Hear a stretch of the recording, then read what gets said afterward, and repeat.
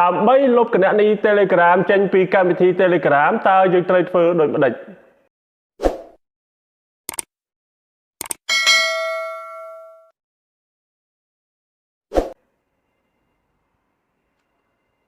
បាទជម្រាបសួរពុកម៉ែបងប្អូនទាំងអស់គ្នាមកជួបខ្ញុំបាទជាថ្មីម្ដងទៀតនៅវីដេអូថ្មីមួយទៀតដែលតាក់ទងជាមួយនឹងការបង្ហាញអំពីកម្មវិធី Telegram ក្នុងនោះផងដែរខ្ញុំនឹងបង្ហាញពីរបៀបលុបគណនី Telegram ចេញពីកម្មវិធី Telegram របស់យើងតើយើងត្រូវលុបគណនី Telegram ដោយរបៀបម៉េចបាទកុំឲ្យខាតពេលយូរតោះចូលទៅទូរស័ព្ទដៃទាំងអស់គ្នាតែម្ដង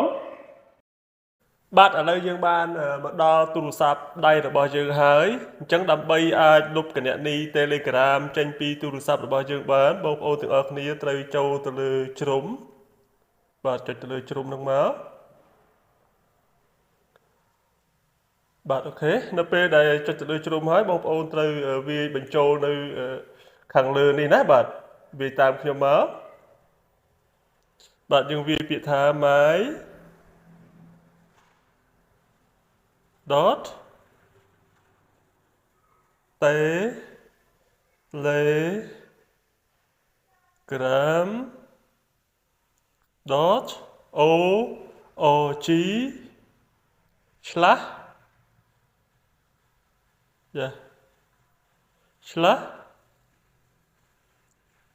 a u t h បាទចឹងនៅពេលដែលបងប្អូនវាយចឹងហើយបងប្អូនអាចចុចមកនេះណាលោតមកហើយចឹងបងប្អូនអាចចុចទៅលើពាក្យហ្នឹងមកបាទនឹងចេញបែបនេះណាបាទអូខេចឹងបងប្អូនបញ្ចូលលេខទូរស័ព្ទរបស់យើងដែលយើងប្រើជាមួយនឹងគណនី Telegram ហ្នឹងចុចកន្លែងហ្នឹងមកបាទគឺ855យើងវាយសញ្ញាបូកផងណាបូក855ហើយនឹងភ្ជាប់ជាមួយលេខទូរស័ព្ទរបស់យើងគឺលេខទូរស័ព្ទរបស់ខ្ញុំគឺ07គុត321 602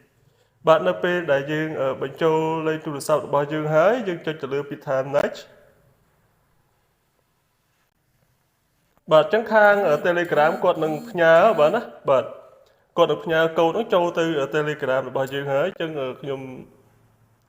សូមយើងចុចទៅលើនេះណាបាទចុចទៅលើសញ្ញាមូលនៅលើទូរស័ព្ទដៃរបស់យើងនេះដើម្បីទៅយកលេខកូដនៅក្នុងកម្មវិធី Telegram បាទហើយបងប្អូនចុចទៅលើកម្មវិធី Telegram របស់យើងមក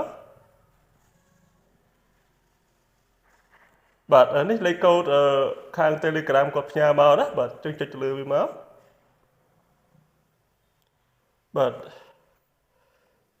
បាទនេះគឺជាលេខកូដដែលខាងក្រុមហ៊ុន Telegram គាត់ផ្ញើមកណាបាទអញ្ចឹងយើងធ្វើការស្រេចទៅលើលេខកូដហ្នឹងមកបាទបន្ទាប់ហើយយើងយកពាក្យថា copy បាទ copy រួចបងប្អូនទាំងអស់គ្នាអាចចុចទៅលើនេះប៊ូតុងសញ្ញា4ជ្រុងនេះដើម្បីយើងចូលទៅជ្រុំយើងវិញនេះបាទហើយបងប្អូនចុចទៅលើកន្លែងជ្រុំយើងនឹងវិញមកបាទហើយបន្ទាប់មកបងប្អូន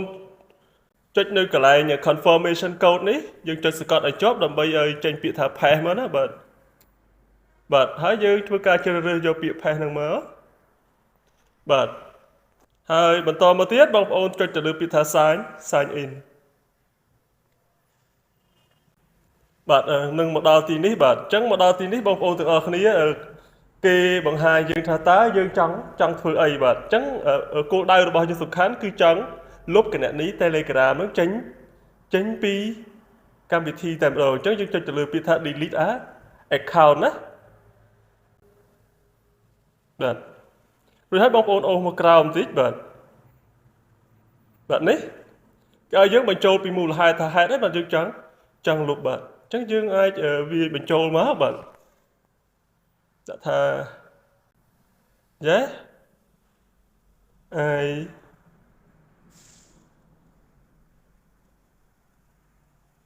I want to delete បាទបញ្ចូលរួចបងប្អូនទាំងអស់គ្នាចុចទៅលើពាក្យថា delete my account ណា bạn ở mà đó thì khi dương ai chụp rồi dương pi tiết thay tay dương trong lúc rồi coiอย่างmình bạn chắc dương vô bị thay yes delete my account mà bạn ở trong trang bình tĩnh đó bạn okនេះខាង Telegram គាត់បានផ្ញើមកហើយថា your account was successfully delete from our system ណាបាទអញ្ចឹងមានន័យថាគណនី Telegram របស់យើងត្រូវបានលុបចេញហើយណាបាទត្រូវបានលុបចេញពីកម្មវិធី Telegram ហើយឥឡូវយើងចូលទៅលើកម្មវិធី Telegram មើលបាទចុចទៅលើកម្មវិធី Telegram បាទនេះគឺមានន័យថាយើងលែងមានគណនីនឹងទៀតហើយណាគណនីដែលយើងបានបង្កើតហើយហ្នឹងឥឡូវយើងបានលុបចេញបាត់អូខេណាលុបចេញបាត់ហើយអញ្ចឹងចំពោះវីដេអូតាក់ទងជាមួយនឹងការលុបគណនី Telegram ចេញពីកម្មវិធី Telegram គឺបានបញ្ចប់ប៉ុណ្ណឹងណាបងប្អូនណាបាទកុំភ្លេចជួយ share ចែករំលែកដល់បងប្អូនផ្សេងទៀតដែលគាត់មានបំណងចង់លុបគណនី Telegram ចេញពីកម្មវិធី Telegram បាទណាអរគុណច្រើនសូមជម្រាបលា